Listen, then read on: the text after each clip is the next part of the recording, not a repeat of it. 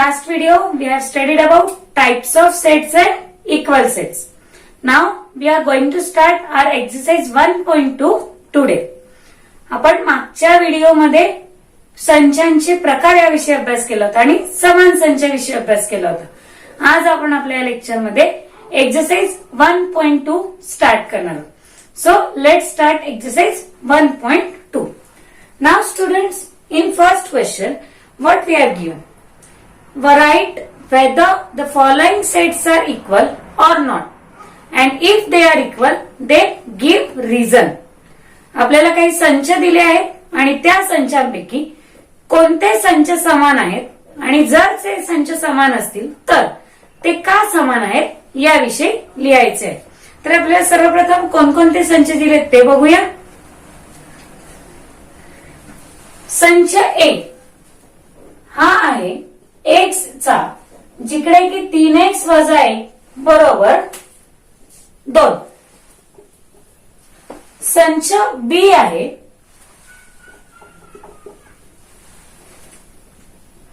x चा, x ही नैसर्गिक संख्या आहे व x मूळही नाही व संयुक्तही नाही.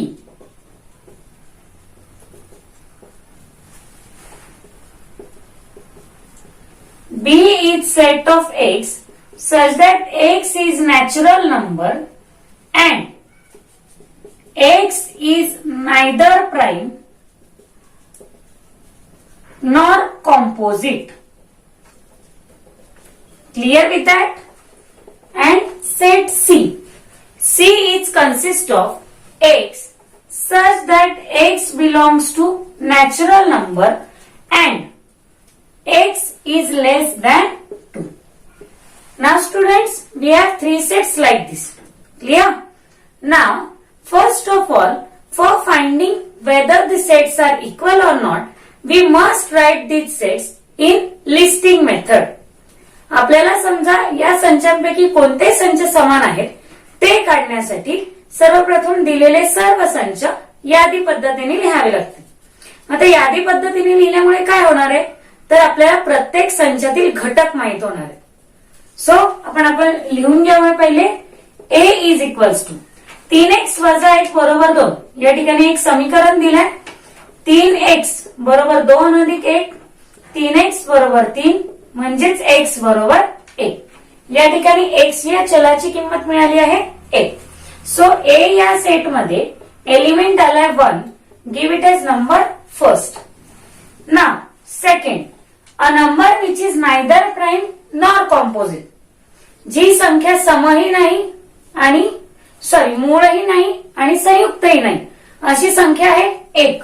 म्हणून मी इथे लिहिणार b बरोबर 1. याला देऊया नंबर 2. आणि तिसरा संच आहे बघा, x belongs to natural number. x ही नैसर्गिक संख्या आहे म्हणून x ही कशी आहे 2 पेक्षा लहान. तर 2 पेक्षा लहान एकच नैसर्गिक संख्या आहे ती म्हणजे 1. याला दिया number 3. Now students, from a b c there are same elements present in all this 3 sets. 1, 2, 3 वरून आपल्याला असे लक्षात येते की तीनही संचांमधील घटक 1 हा सारखाच आहे. म्हणून फ्रॉम 1, 2 and 3 1, 2, 3 वरून set A, B, C are equal sets. A, B, C हे समान संच आहेत. ओके स्टुडंट्स, तर सगळ्यात पहिले आपल्याला रिझन द्यायला लावलंय. तर रिझन वेगळं काही न देता 1, 2, 3 या नंबरवरनं म्हटल्यामुळे तेच आपलं रिझन होणार. ओके, सो आता आपला पहिला प्रश्न 1.2 चा. नेक्स्ट आपण घेतोय question number 2.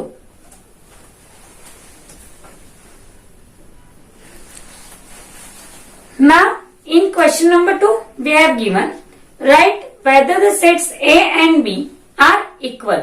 If they are, then give reason. दोन संच आपल्याला दिलेत A आणि B आणि सांगितले ते योग्य आहेत का, म्हणजे समान आहेत का, आणि जर ते समान असतील तर सहकारण लिहा. तर आपण सर्वप्रथम संच लिहून घेऊया. ए हा संच आहे सम असलेल्या मूळ संख्यांचा संच.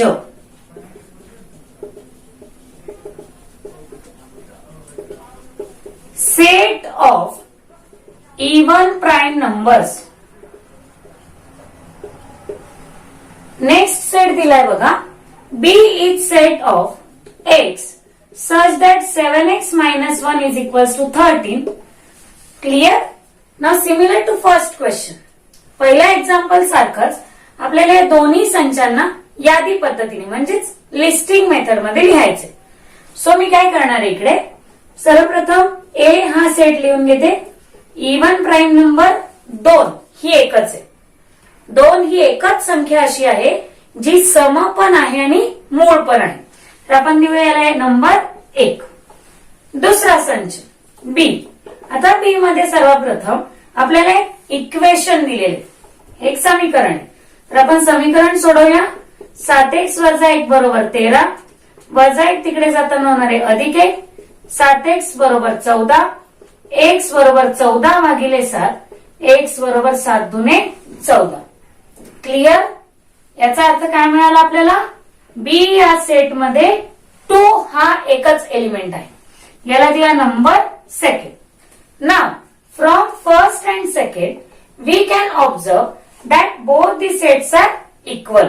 Means both the sets have equal elements in it. Okay, समान घटक दोन्हीही संचांमध्ये आहेत, म्हणून हे दोन्हीही संच समान संच आहेत. म्हणून फ्रॉम फर्स्ट अँड सेकंड 1 आणि 2 वरून set A and B are equal sets. संच ए आणि संच बी हे समान संच आहेत. Okay, students, whenever we have to find equal sets, we must observe that elements present in the given sets are totally equal. जेव्हा केव्हा आपल्याला समान संच शोधायचे असतील त्या प्रत्येक वेळी दिलेल्या संचांचे घटक हे तंतोतंत सारखे आहेत की नाही ते चेक करा.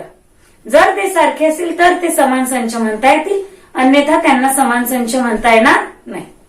ओके, आता आपण घेणार आहोत तिसरा प्रश्न.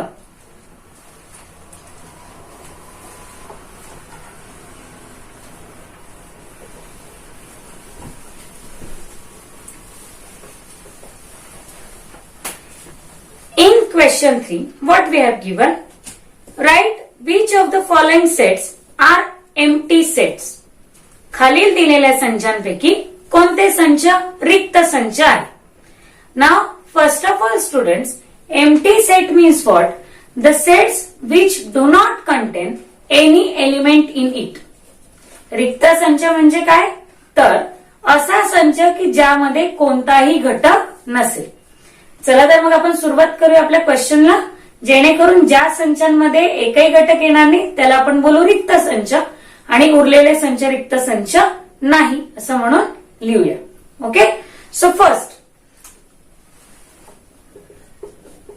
A is set of A such that A is natural number less than 0. सर्वप्रथम आपल्याला एक संच दिलेला आहे. A हा संच आहे A चा, ज्यामध्ये A ही 0 पेक्षा लहान नैसर्गिक संख्या आहे.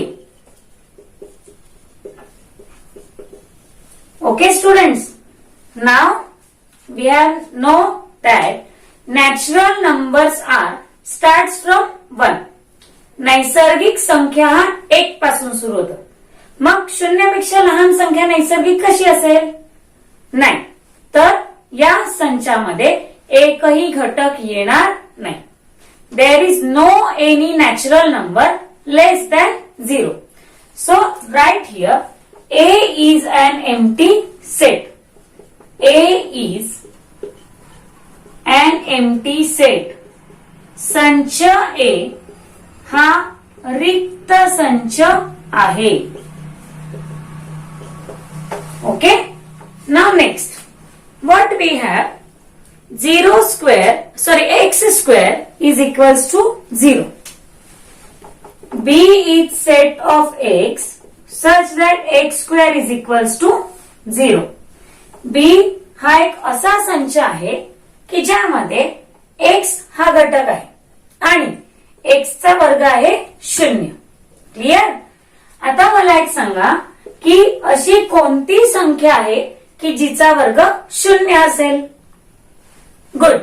0 गुणिले 0 बरोबर 0. म्हणजे शून्याचाच वर्ग किती असणार आहे? 0. सो या सेट मध्ये एलिमेंट येणार आहे 0. Therefore, B is not an empty set. B हा रिक्त संच नाही. ओके स्टुडंट्स, सो हे झालं आपलं सेकंड एक्झाम्पल. लगेचच आपण घेऊया थर्ड एक्झाम्पल.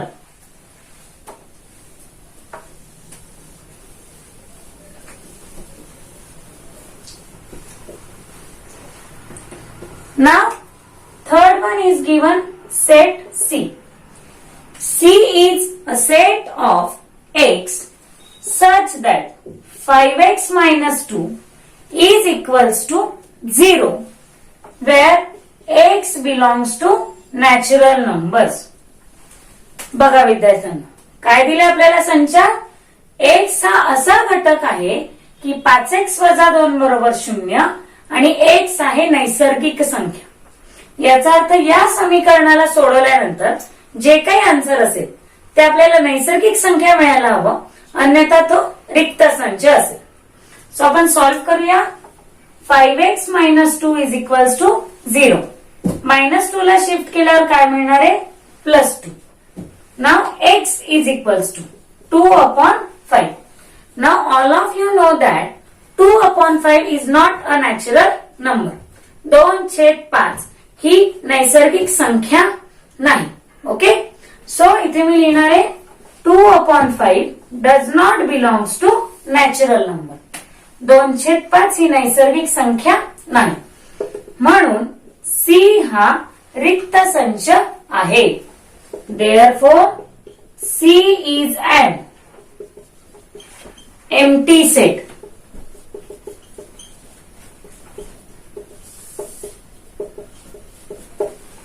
ओके, तर अशा प्रकारे आपला हा होता तिसऱ्या क्रमांकाचा प्रश्न. ओके, रिक्त संच आहे की नाही हे ओळखा. आता आपल्याला या पुढील प्रश्न दिलेला आहे बघा. Right which of the following are finite set और इनफायनाइट सेट. खालीलपैकी कोणते संच शांत संच आहेत आणि कोणते संच अनंत संच आहेत. चला तर मग लगेच स्टार्ट करूया. Question number 4.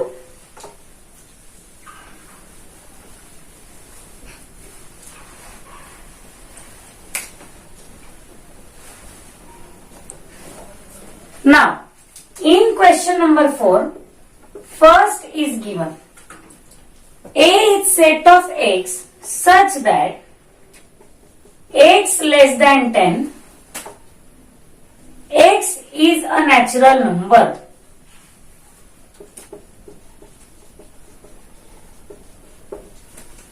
A हा संच आहे x चा, जसे की x 10 पेक्षा लहान संख्या आहे व x ही नैसर्गिक संख्या आहे. Now students, for finding finite or infinite set, we must count number of elements present in set. शांत संच आहे की अनंत संच आहे हे ओळखण्यासाठी आपण सर्वप्रथम संचातील घटकांची संख्या मोजणं अपेक्षित आहे. आता काय करणार आपण? तर A या संचामध्ये 10 पेक्षा लहान नैसर्गिक संख्या लिहिणार. म्हणजे 1, 2, 3, 4, 5, 6, 7, 8, 9 या एवढ्याच संख्या 10 पेक्षा लहान आहेत. म्हणून A is a finite set. A हा शांत संच आहे. ओके, आता आपण बघणार आहोत लगेचच दुसऱ्या क्रमांकाचा प्रश्न. B is set of y such that y is less than -1 and y is an integer. B हा संच आहे y चा, जसे की y लहान आहे -1 पेक्षा व y ही पूर्णांक संख्या आहे.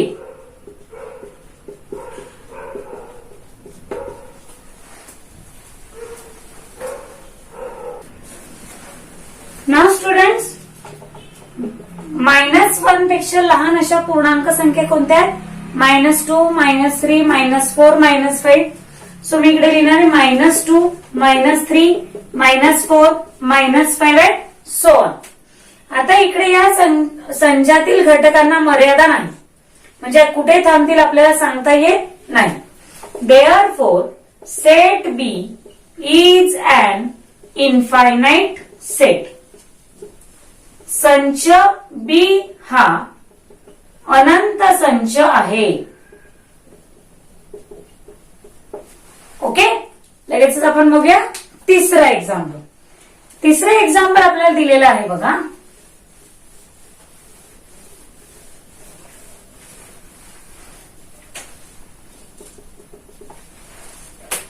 C is set of students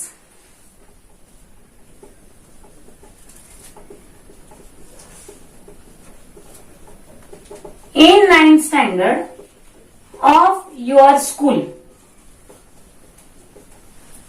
C हा संच तुमच्या शाळेतील 9वीच्या विद्यार्थ्यांचा आहे. आता एक बघा, 9वीचे विद्यार्थी आणि ते पण तुमच्याच शाळेतले, मग ते नक्कीच कसे असणार आहे? काउंटेबल, मोजता येणार. म्हणून set C is a finite set. संच सी हा शांत संच आहे. Okay, now fourth one. Fourth is तुमच्या गावातील रहिवाशांचा संच. The people who lives in your village. People in your village. तुमच्या गावातील रहिवाशांचा संच. आता पीपल आहे तुमच्याच विलेजची, म्हणजे नक्कीच ते कसे असणार आहे? काउंटेबल. कारण आपण जनगणना, लोकसंख्या, पॉप्युलेशन काउंटिंग करतो, म्हणून आपण काय लिहिणार आहे? गावातील रहिवाशांची संख्या मर्यादित असते. म्हणून एक लक्षात घ्या, त्यांनी आपल्याला रिझन पण लिहायला सांगितले. ओके, सो इकडे लिहूया आपण, गावातील रहिवाशांची संख्या मोजता येते, म्हणून हा संच शांत संच आहे. Residents in a village are countable. Therefore, it is an infinite set. Okay, students? Fifth one आहे बघा. प्रयोगशाळेतील उपकरणांचा संच.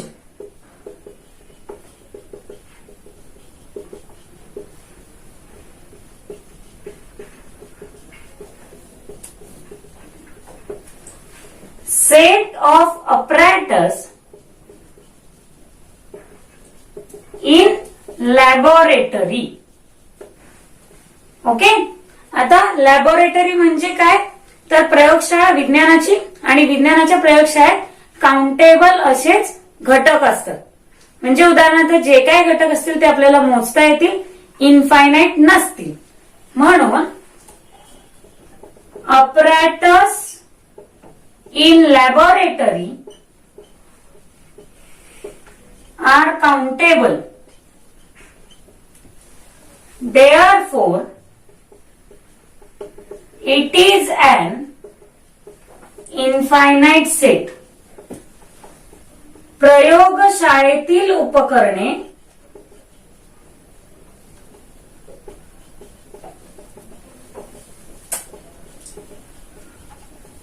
मर्यादित असतात,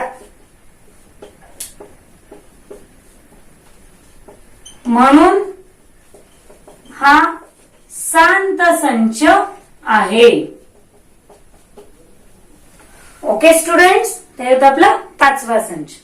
आता यानंतर आपण बघूया 6वा संच, जो दिला आहे पूर्ण संख्यांचा संच.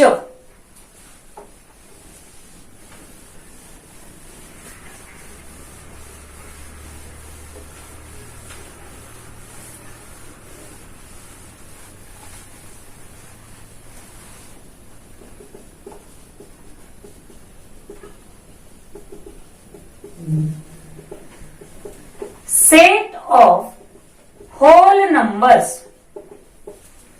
Now whole number starts from 0, 1, 2, 3 up to infinite.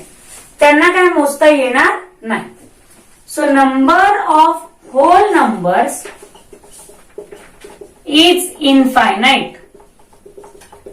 Therefore it is an infinite set. पूर्ण संख्या अमर्यादित असतात, म्हणून हा संच अनंत संच आहे. ओके, आता बघूया आपण last set. Set of rational numbers.